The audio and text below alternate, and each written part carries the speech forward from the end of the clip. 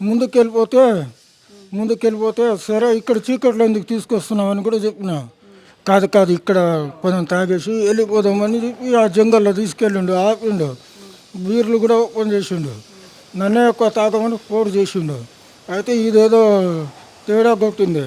అప్పటి నుంచి back side నుంచి ఓ ఇద్దరు వ్యక్తులు వెనకల నుంచి వచ్చి ఇంకా కొట్టడం స్టార్ట్ చేశారు. ఆ అబ్బాయి వాళ్ళు ముగ్గురు కలిసి బీరు బాటలతో కొట్టారు.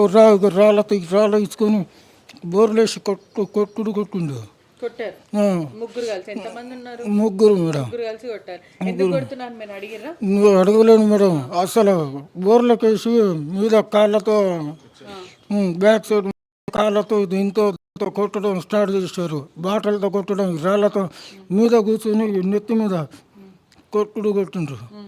ఇంకా చచ్చిపోవాలని చచ్చిపోయారని వెళ్ళిపోయారు అక్కడి నుంచి. చచ్చిపోయారని ఇంకా వెళ్ళిపోయారు మేడం. నాకప్పుడు సురా లేదు. కొట్టింది మాత్రం గుర్తు. దాని తర్వాత తల మీద బలంగా. ఎన్ని గంటలకు జరిగింది ఘటన? ఇది దాదాపుగా 10:30 మేడం. మీరు పోలీస్ స్టేషన్ వెళ్ళారా మరి? వెళ్ళాను మేడం. కాల్ చేశాను 100కి.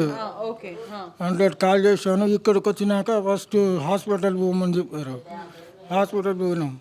ఎప్పటి తర్వాత మీకు సోయ వచ్చింది? మాకు ఒక గంట తర్వాత వచ్చింది మేడం. కింద లేచినాక గంటన్నర. ఎందుకు మీ భార్య మిమ్మల్ని ఎందుకు చంపాలనుకుంది? సుపారి గ్యాంగ్ కి ఎందుకు డబ్బులు ఇవ్వాల్సి వచ్చింది? ఏమో మేడం తెలియదు. ఇప్పుడు గొడవలు ఉన్నాయి మన? ఉన్నాయి మేడం. మాకు 498 వేసింది కదా, అప్పటి నుంచి ఆమె తీరే వేరు. ఇంతకుముందు నువ్వు ఇలాంటి పని చేయొద్దు, మంచిగా ఉండు అంటే ఇప్పుడు వాళ్ళు పకడ్బందీగా ప్లానింగ్తో ఇలా మీ భర్త నీ దగ్గర ఉండకూడదంటే 498 పెట్టాలి అని ప్లానింగ్ మాట్లాడుకుంది. అప్పటి నుంచి దీని ముఖం మేము చూద్దామని నేను ఊర్లోనే ఉండిపోయినా. రీసెంట్గా మొన్న వచ్చాను మేడం. పని చేసుకుందామని. అక్కడ ఏం లేదు కదా.